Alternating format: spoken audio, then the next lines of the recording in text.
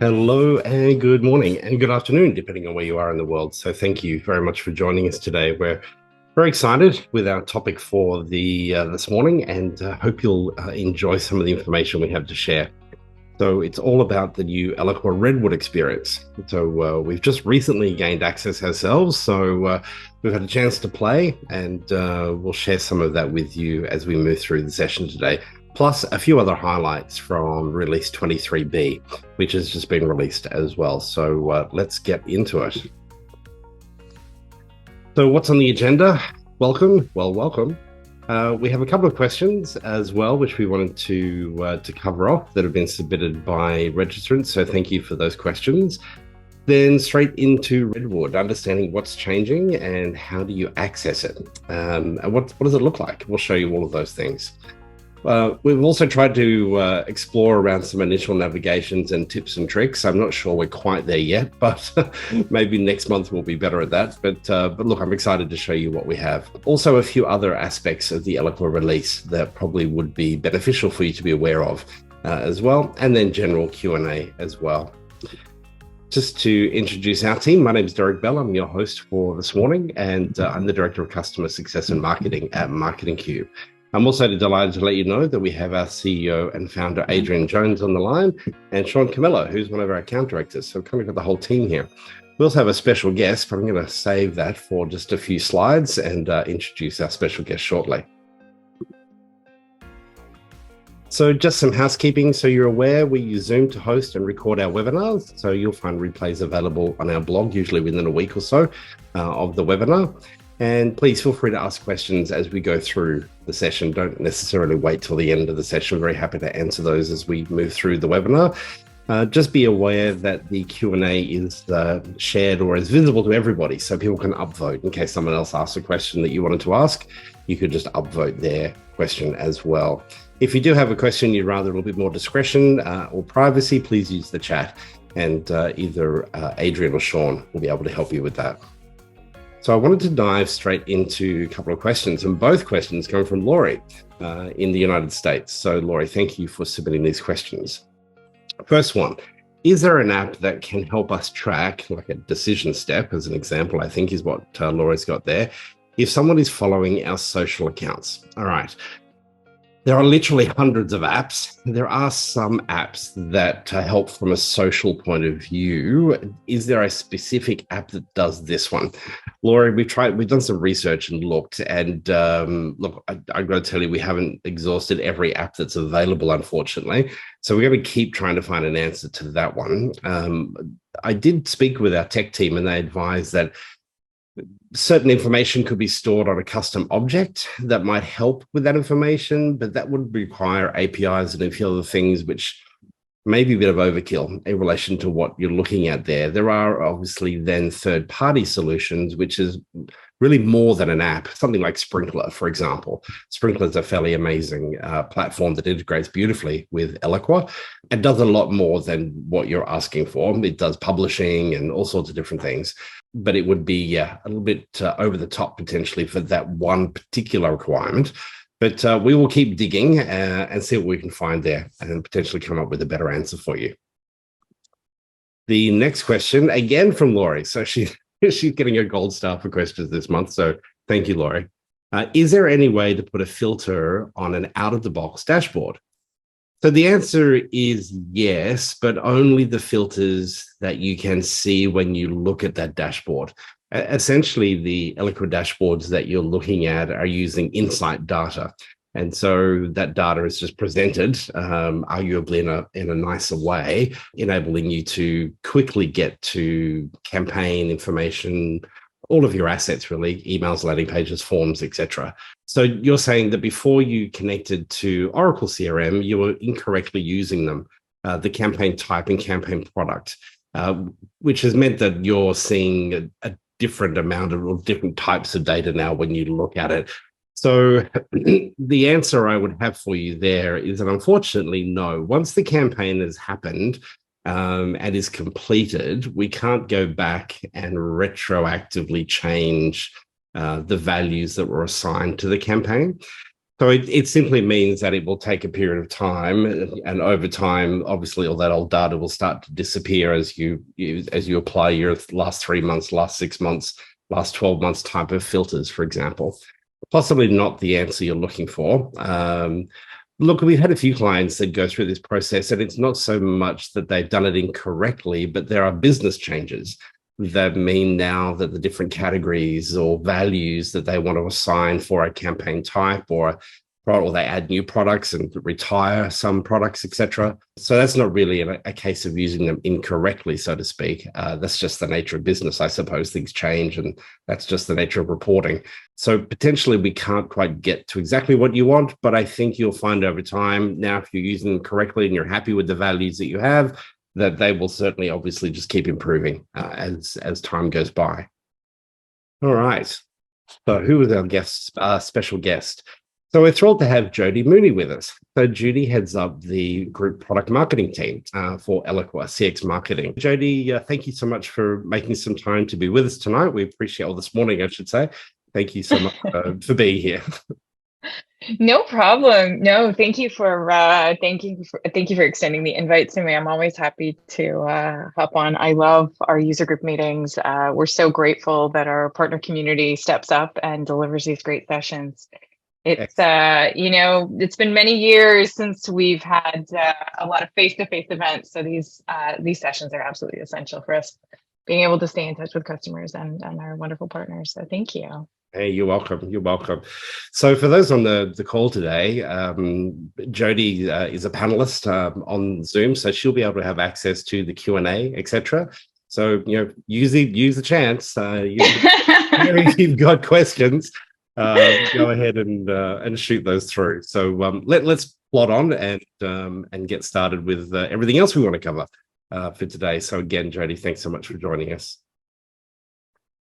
All righty. So what's changing and how do you access it? That's the key thing we want to cover today. But I think it's probably prudent to, first of all, help you understand when that's going to be available for you. The information you can see on the screen here looks at the 4 releases that happen each calendar year, 23A, B, C, and D. So 23B is where we're at the moment, and this will all depend on your pod number.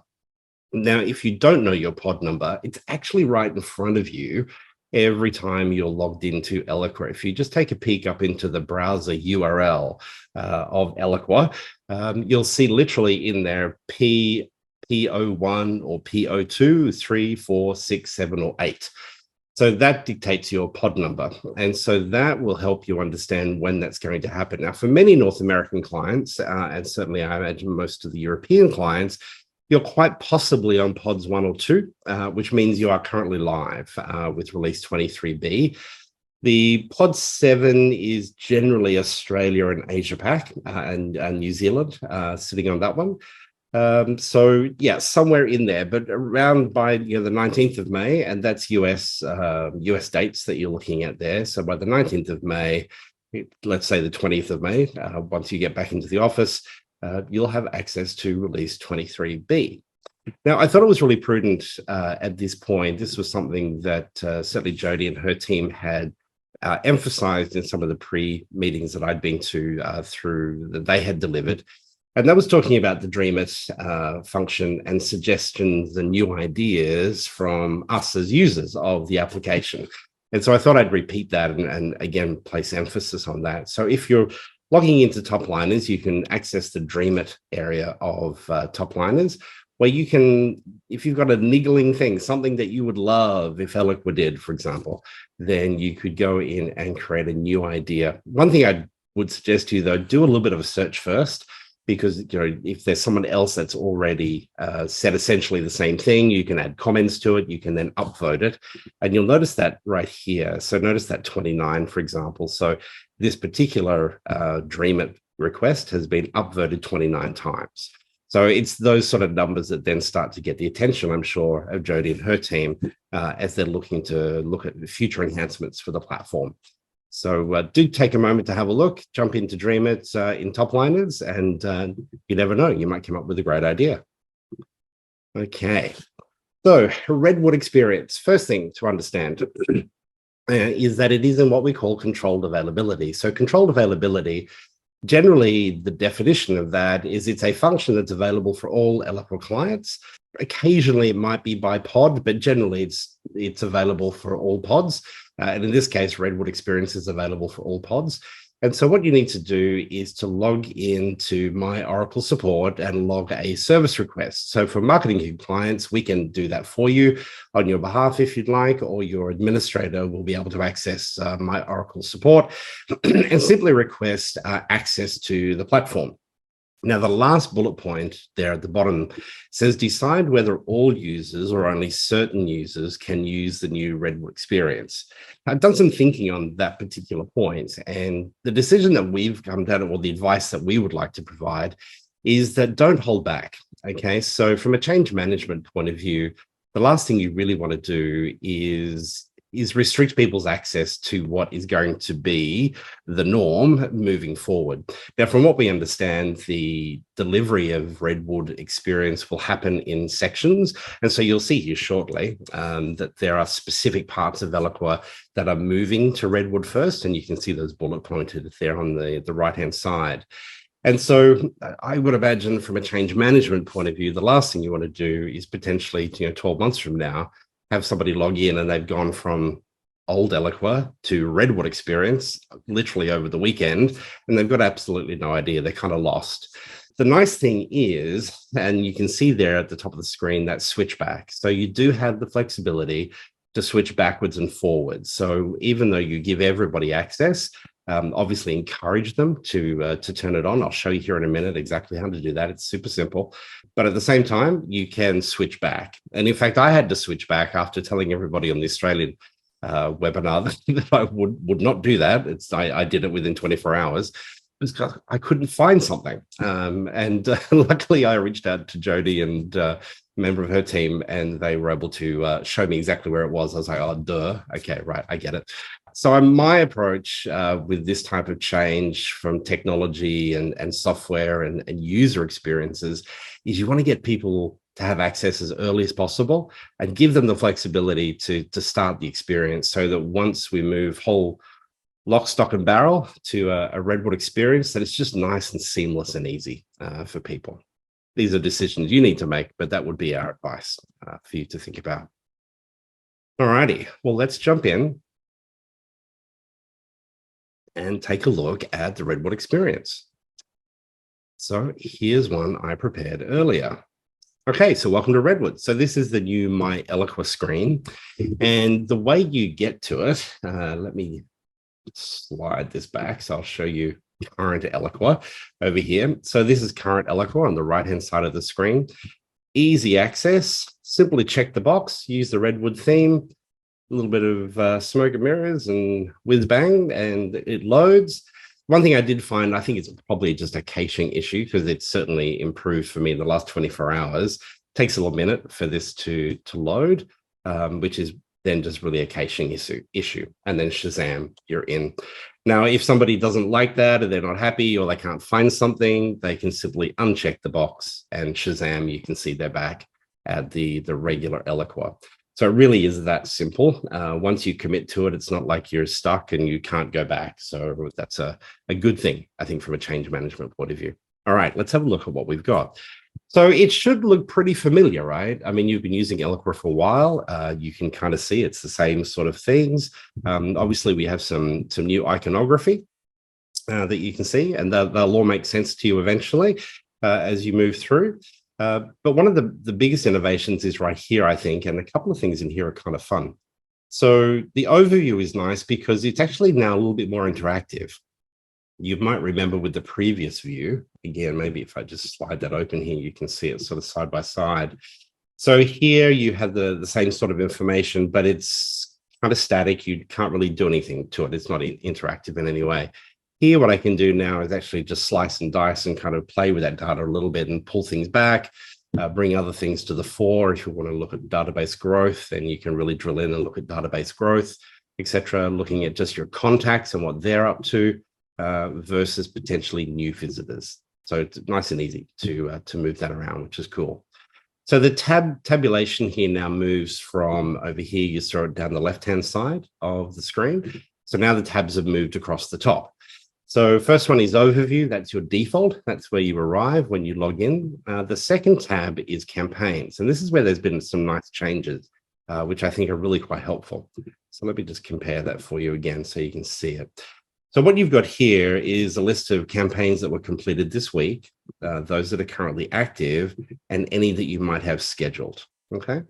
So if we come over here and have a look, we now have active, we have scheduled, we have any that are completed, but now there's a new one. And this one is, I think, super cool. So this is in relation to campaigns that are ending, and you can apply a filter here as to ending when. So ending in the next 30 days, or potentially ending just in the next week, for example. Now, Jody, I'm not sure if you're unmuted there still, but my understanding was this was actually a Dream It feature. So this was something that people had said they wanted. Indeed. It yeah, was. you're right there. Yeah. Okay, cool. Yeah. Yeah. So yeah, obviously the team do listen and they do read through those Dream It sections. And there's a range of other things, I'm sure. But yeah, so that one's kind of cool because that one I would kind of go off into Insight and pull a report, and then I would kind of not think about it. And then I'm like, oh, dang, it's finished. Because as you know, it's much easier to deactivate a campaign, change the end date, and then reactivate the campaign should you need to do that. Things like your always on and nurture campaigns and those sorts of things. Sometimes you want to push those dates out, for example. And so much easier to do before the campaign completes. While we're there, if we go back to active, you'll see all the similar things that or things you're aware of. You can still look at audits, campaign stats, entry, exit reports, straight off to Insight as well. If you double click on the actual campaign itself, did I get that right? Yep, here we go. You're straight into the canvas as well.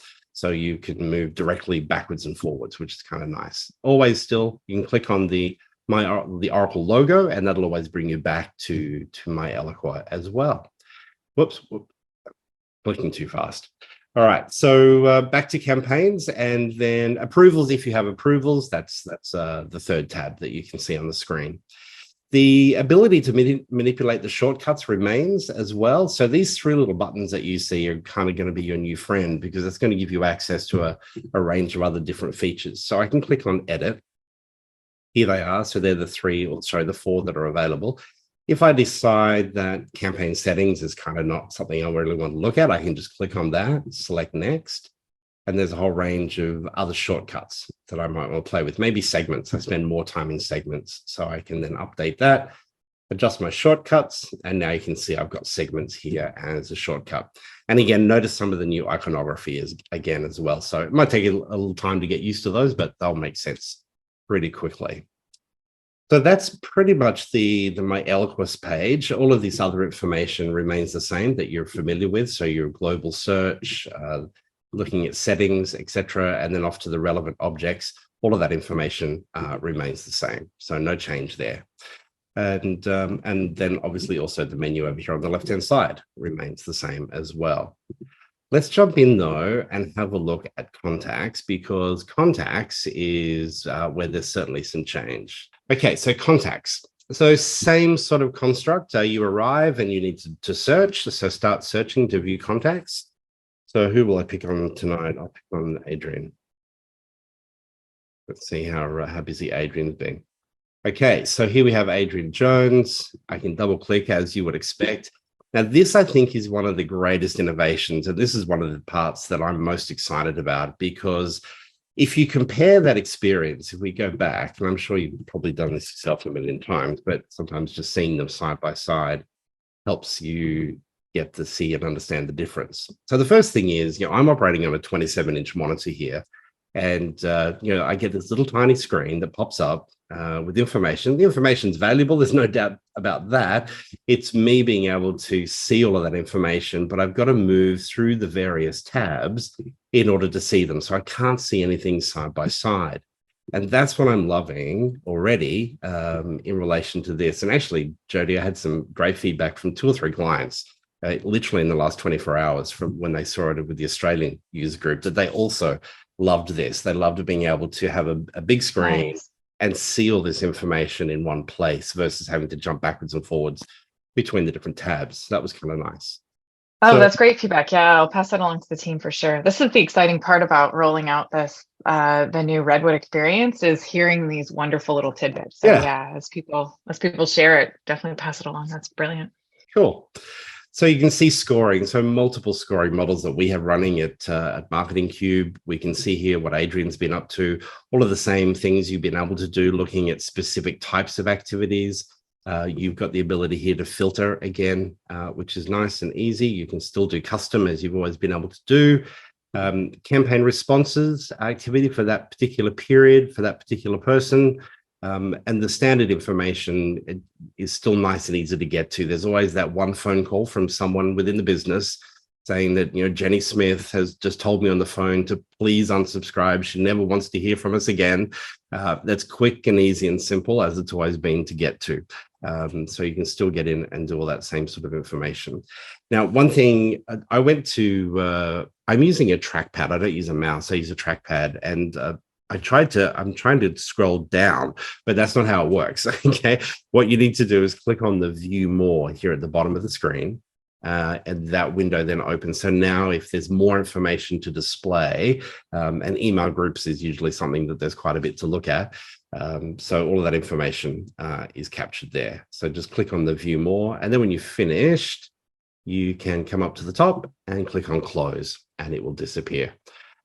As you've always been able to do as well, you'll have different contact views potentially, giving you different information.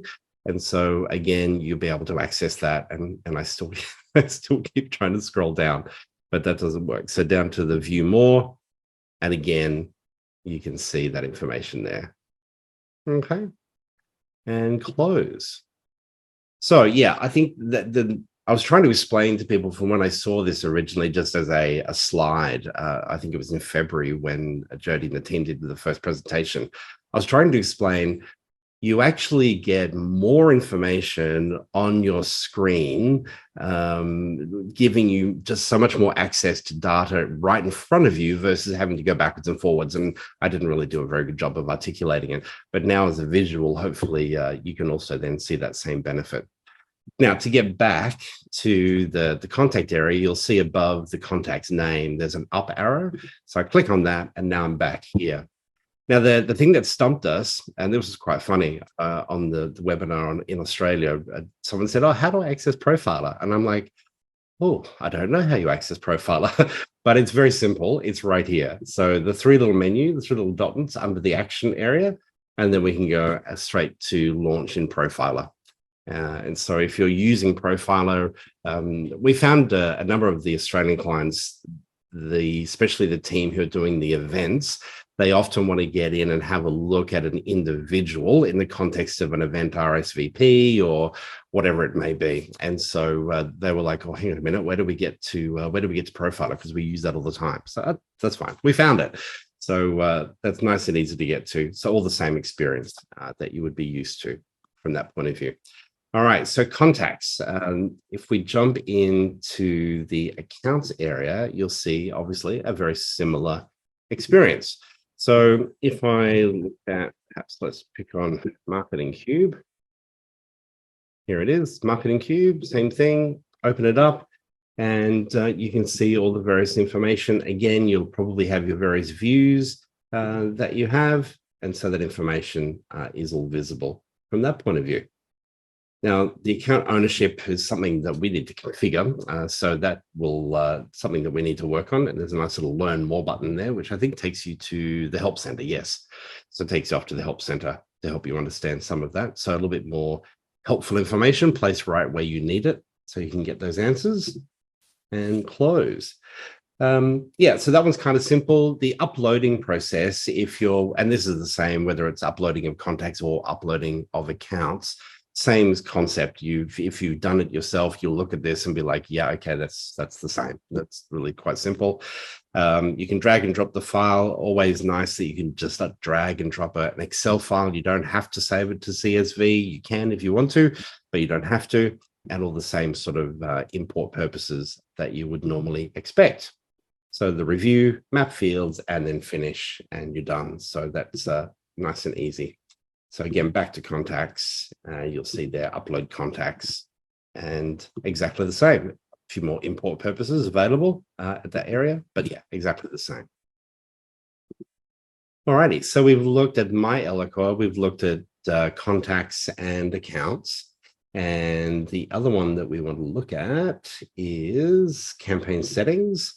So campaign settings, look, it's probably likely that you may never have actually ever looked at this particular screen. This screen is largely configured for you when you first install Eloqua. You'll see it captures things like currency, default currencies, and your fiscal year and when that begins.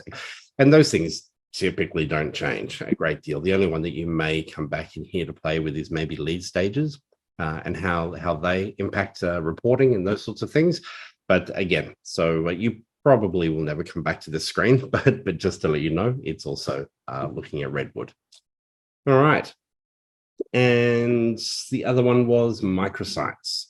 Now, microsites is kind of cool, and I would imagine part of the reason this one has been propelled to the start line for the upgrade to Redwood is a lot of really cool stuff happening. And we've tried to share a little bit of those updates in the last user group and certainly through our important update subscription as well. So Eloqua is taking over managing that whole SSL certificate thing for you. You know, in years past, we've had clients who were kind of managing it themselves. The renewal would come around and nobody would pay it, or the credit card had changed and then it just didn't happen anymore. And so all of a sudden their pages weren't displaying because they weren't secure. You know, it just is not a good experience. So we took on that for some clients and we kind of managed it for them. But thank you to the team at Oracle, that's now all sort of being managed. And I think pods 1 and 2 are the last of 2 pods to have that experience unfold. And I think, Jody, correct me if I'm wrong, we indicated around release 23C, potentially for this year, or at least before the end of this calendar year, that process. That's right. Yeah. Yeah. Cool. Yeah. 23 soon. Yep. You're right. So, yeah, so that's a super cool thing. It's one less thing that your administrator needs to worry about, which is a great thing. So that is Redwood. And that's the beginning stages of Redwood. And I think the approach, I've been in this industry for 20 years and I've seen a few software rollouts and changes of applications rollout. The thing that I like, the approach I think that Oracle are taking is a really smart one to kind of do it in stages. It gives people that change management experience and just helps them work their way through the process. Look, for brand new clients, it might feel a little bit disconnected, but it's a good thing. It's all heading in the right direction, which is kind of cool. And I think the other thing it really cements for our client base, you know, for us as partners and certainly for you as clients, is there's clearly investments that Oracle continue to make in the development of the Eloqua platform, and that's what we're most excited about. So Jody, thank you to the team. Thanks for all of this. And I imagine the long nights and the sleepless nights and the hard work and the long weekends to get to where we are, but we're not finished, right? There's still more to come. Still more to come. I know. I think one of the most popular questions we've had about it is, okay, but when are you getting rid of the old screens of Eloqua? Right. Because, you know, you get into the inner workings of the platform and you know, behind the main area, there's still some really, let's call them vintage, because that's a much cooler word to use now. I like that. There's some vintage screens of Eloqua that I know customers are really eager to see this Redwood touch to as well. So it's coming. I promise it's coming. We're working on it. Excellent. Good stuff. There are certainly a few other things that we wanted to cover off today for you. Oh, look, I just did a quick screenshot here. I was initially, it was like 11 p.m. my time Monday night when I got confirmation of access. And so I jumped in, I was on my laptop and I happened to have a 13.3-inch laptop. And so I thought, you know what, I'm going to take a screenshot of this and then a screenshot on my 27-inch desktop external monitor, and just to kind of see the difference. And so the nice thing you can see here, there's not a great, I don't lose much from the experience really being on a laptop versus on the desktop. My time is probably almost divided down the middle with the amount of time I spend in Eloqua on my laptop versus on my desktop. I spend a lot of time with clients and in cafes and in between meetings and then at the office or here at home, etc. So that was kind of nice. I just thought as a visual that might just help you if that was something that you do or would be interested in. So that's all that is, just a FYI. Alrighty. Now this is good. I think this one can potentially raise some questions, raise some questions, but also come around with some cool things to think about in relation to the way that you manage this today. So why do we need this? What's the problem? And bots essentially are the problem. And so what we need to think about is when people receive your emails from Eloqua, and in the footer of your email, you're going to have the word unsubscribe. You may have manage my preferences. That's what we do at Marketing Cube. I think we have manage my preferences or unsubscribe, but it in fact goes to the same page. But some people will have a single click scenario. So they'll either have the Eloqua out of the box subscription page, and some of you may be running with that, and it's perfectly suitable and it does the job. It typically will have your logo at the top of the page. You're able to determine the email groups that are displayed. And then at the very bottom of that, there's a one checkbox that basically gives them the option to globally unsubscribe or completely opt out from your communications. Now, the hope is obviously that they just play with the email groups because that's really all they're concerned about. They still want to hear from you, but they just don't want event invites, maybe something like that. So that's what the out of the box option is. You may have taken that a step further and developed a branded preference center. If you click on any of our emails, if you go to the footer of our emails, you'll see what I mean. They're still Eloqua landing pages, but and it's a form versus using the system generated constructs to help you manage that process that everybody gets with Eloqua. The other option, the third option, is you may have what's called a single click exercise. So somebody gets your email, they look at the footer, they see the word unsubscribe, they click on that. The next page they see is basically thank you for unsubscribing, which is, when you think about it, kind of counterintuitive. But anyway, thank you for unsubscribing. Okay. Now, if that third option is your option, stay here with me for a minute. If you are the first or the second option, just grab a coffee and just come back in about 3 or 4 minutes. All right. So the single click is what we don't want to do. And there are a range of reasons. And this whole bot issue is one of the reasons we don't want to do it. So a big green tick for those who are using the out-of-the-box subscription or potentially a more branded preference center. So let's break this scenario down and understand why it's a problem. So the main reason it's a problem is because of the immediate process. We click on unsubscribe and we reach that page. Now, if it's a human doing it, that's fine. However, the problem is with IT departments around the world getting stricter and stricter in relation to the way email is received when it comes in. One thing they're doing is bots that are obviously looking at words and all that sort of stuff to try and determine if it's spam, for example. But the other thing they're doing to look at from a security point of view is they're actually running software that actually clicks on every single link and then clicks on every single link, including your single click thank you for unsubscribing. So what you can potentially end up with is a scenario where you have an individual human who now shows in your system as being globally unsubscribed, where in fact they never did that. It was their bot that did it. Okay. So what we want to do is we want to try and break the circuit there somewhere. We need some human intervention in that process so that the bot can't win, essentially. So what Eloqua has arrived at is what they're calling an intermediary unsubscribe landing page. And so that's what the dotted line is that you can see in the middle of that graphic. And so what that means is that now when people click on your unsubscribe link, they're brought to a page which essentially asks them to confirm that they no longer want to hear from you. Okay. And then they're done. So the intermediary unsubscribe landing page will help protect against these unintentional unsubscribes. It's putting that circuit breaker between the two, or between those two events, essentially. And so it offers a solution for direct unsubscribe links if that's what your business has chosen to do. It's very easy to implement. I can show you here in a second exactly how to do it. You can customize it to reflect your brand and enable it from the email configuration screen as well. So let me show you how that works. So if we go to landing pages and click on create landing page, and remember you must have release 23B in order to make this happen. It's called the intermediary unsubscribe template. So I click on that, select choose, that will load. Well, I just grab a drink. Okay, so it's, it's very basic, but it's super simple for you to brand it, right? So what we would typically do with Marketing Cube, most of our pages are 3220 wide. I would probably then want to put some branding in it so people know it's us. I use shared content for wherever I use my logo, which just gives me control to make one change in one place and have it replicate right across the platform. So there's our logo. I've also created some shared content for a quasi footer of sorts as well. So I think I've got that. I normally have, these are all built-in templates, so I never actually come in here and select them.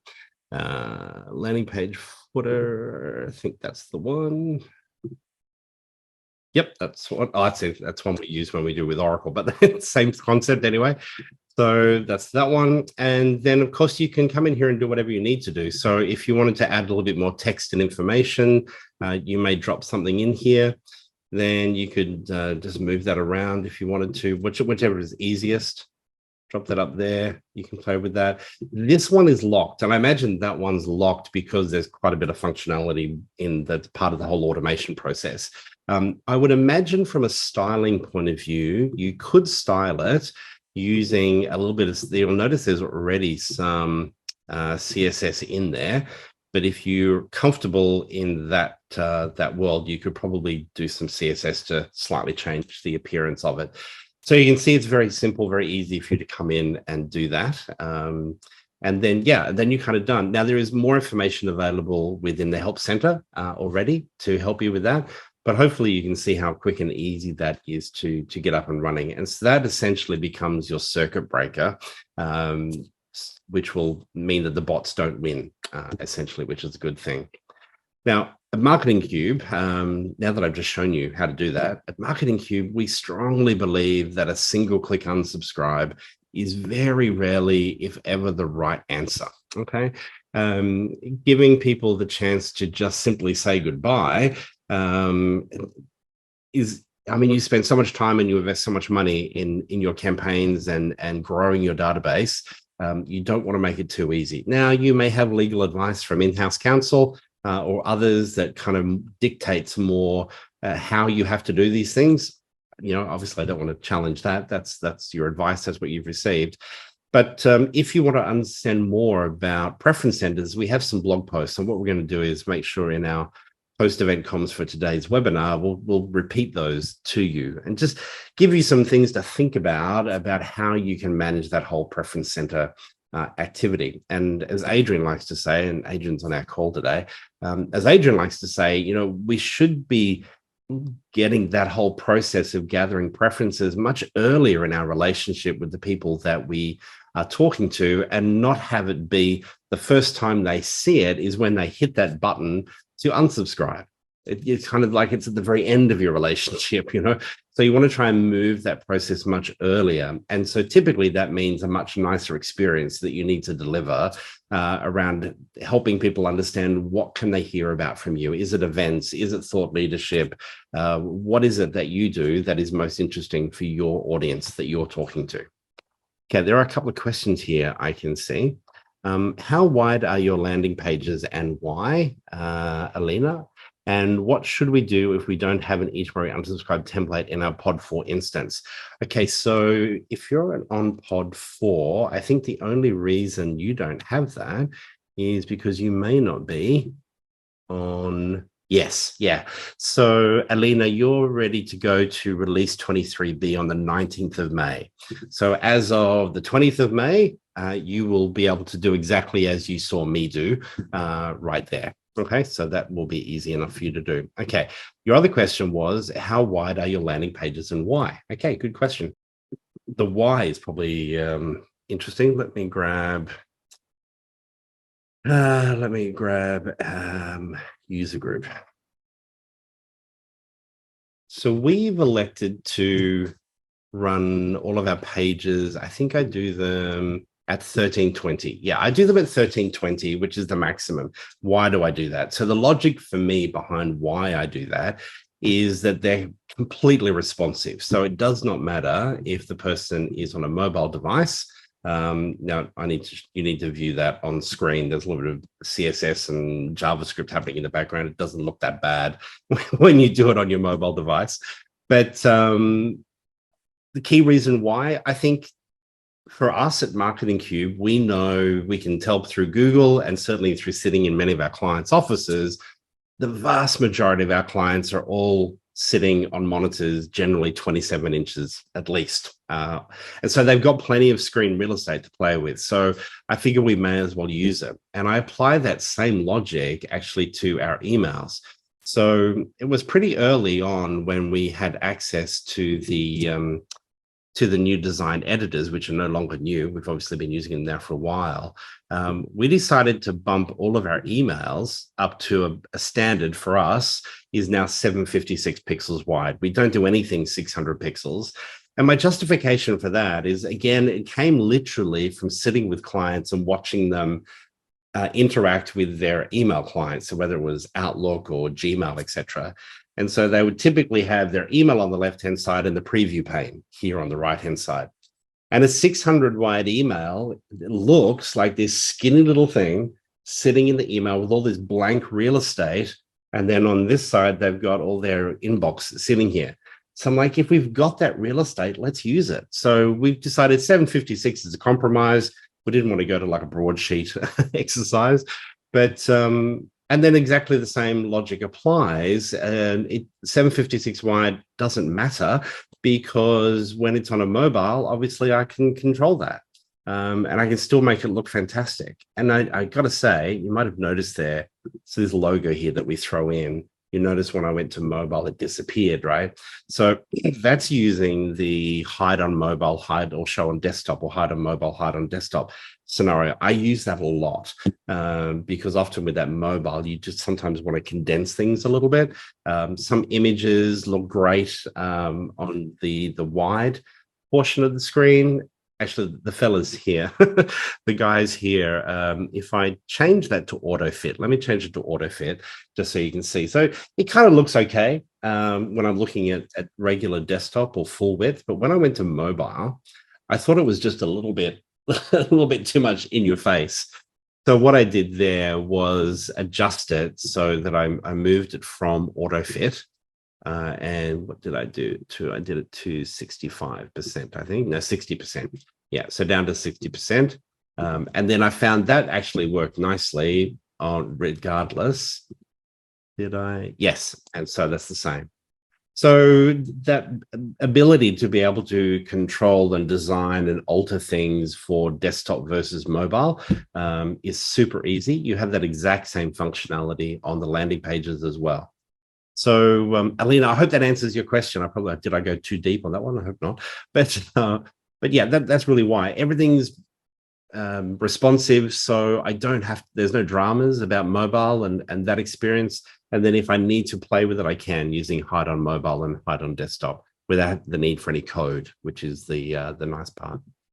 Another question: what is the pro and con of using HTML email versus the rich editor design? Okay, you know what? I think this comes down to, so just so everybody in the call is clear, your question is, what's the pros and cons of using this experience, which is what we call the design editor, versus using the source editor? And so the source editor is, no, I'm moving too fast. Hang on. The source editor is where I don't even use it. Let's have a look.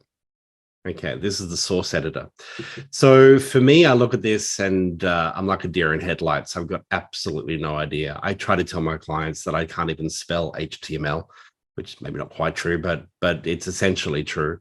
Look, I think the nice thing is you have options. The thing that we see increasingly, certainly over the last 5 to 7 years, is we see there are less people because the marketing function is kind of, in the old days, all this stuff was kind of done in IT, right? And marketing would outsource it to IT. But now marketing have much greater control over these things. But the marketing team largely, not always, but largely don't come with those HTML skills. So then when you have platforms like Eloqua that give you the flexibility to achieve some pretty cool things without the need of any HTML, why would you, essentially? But look, at the end of the day, Alina, I think you have the option, if you have the capability from an HTML point of view. At the end of the day, both parts of the platform push out fabulous looking emails. It's just how you get there, potentially. Maybe it's personal preference.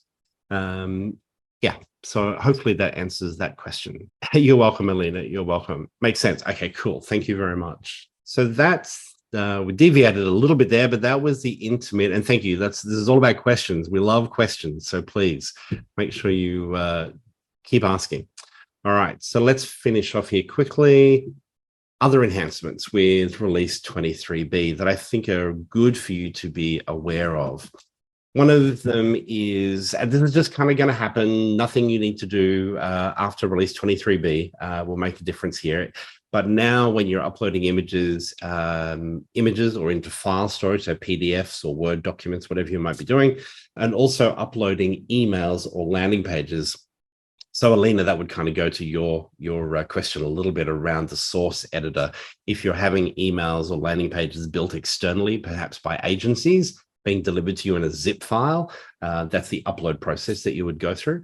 They're all now being scanned, and if malware is detected, those uploads will be rejected, which is a great thing. It's, the last thing we want to be doing is uploading anything from an anti or a virus point of view into the platform. So just FYI, from your point of view, again, you don't have to do anything. This is just simply a feature that will be there. The only time you'll need to know or be aware of it is if there's something wrong with the file. And so you'll need to go back to whoever provided you with the file and try again and see what you can do to get that cleaned. All right, so performance improvements around building segments. And again, this is kind of one that you won't really, there's nothing you need to do to turn this on. It's just going to be on with release 23B. For us at Marketing Cube, we probably really won't see any benefit with this one, largely because of the size of the segments that we're dealing with. Our segments generally max out at the thousands. We certainly don't get anywhere near the tens of or hundreds or millions type of level, but there are many Eloqua clients that do. What's changing here? So the current behavior, so each filter execution of segment is against the whole contact database.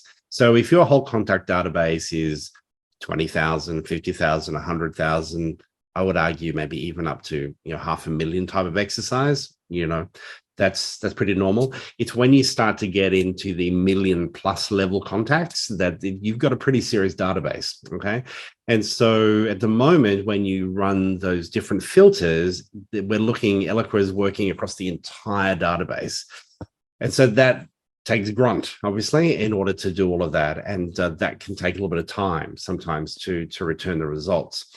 So after 23B, the exclusions will be applied only on the contacts returned from the other included filters in the segment. So what that means essentially is there's a lot less work having to need to be done by the system in order to return your result.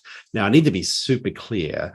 The result that you get and the numbers you get back in your segment, nothing's changing from that point of view. This is kind of all back-end design and engineering to help speed the process for you so that you arrive at that number faster. That's essentially the change. So, so for those clients who have very large databases, I think you're going to definitely see a difference here. For those of us like little Marketing Cube, not much of a difference. I would certainly say saving a segment is simple and easy. I hit save, and it just kind of does it. It doesn't take time to do it. It's nice and easy and fast. So again, another nice enhancement, and again, just more investment in the product, in refining and developing the product, which is great for all of us. The other one is account of custom objects. So the Marketing Operations Center, and this may well be something more for the administrators on the call, more than anything else, but this just gives you a little bit more insight and ability to understand what's going on with your custom objects.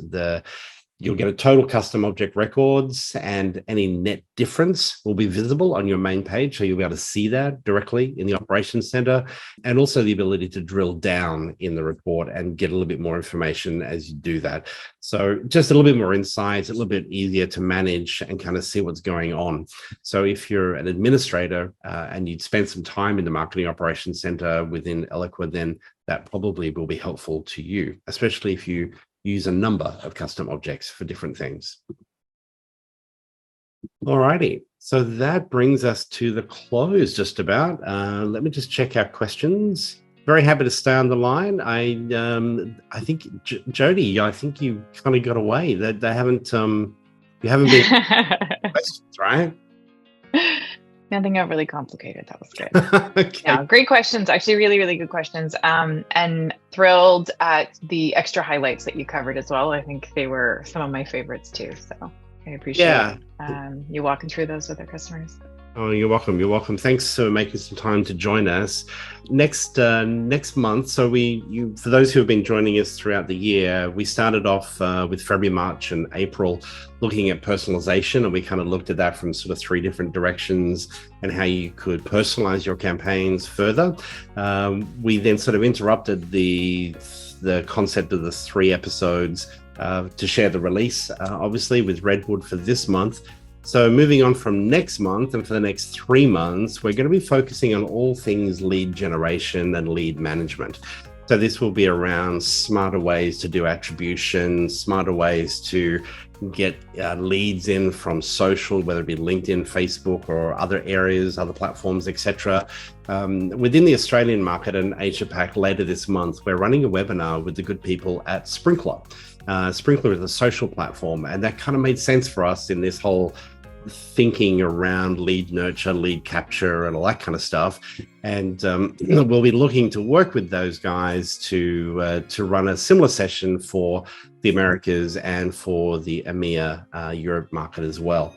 We'll probably maybe we'll just make the replay available should you want to look at that before that happens. But sometimes the live session is better because you can ask questions as well. Excited to get that to you. We're sort of nutting and finessing that out at the moment. We'll get the invites out to you shortly. We look forward to seeing you next month and for the next 3 months as we talk lead generation, lead management, and lead nurturing. So again, Jody, thank you so much for making some time to be with us. Appreciate your schedule's probably pretty full, and thank you for making some time. So appreciate that very much. And that's it, people. Thank you so much. Have a wonderful day, and we'll look forward to seeing you next month. Thank you very much.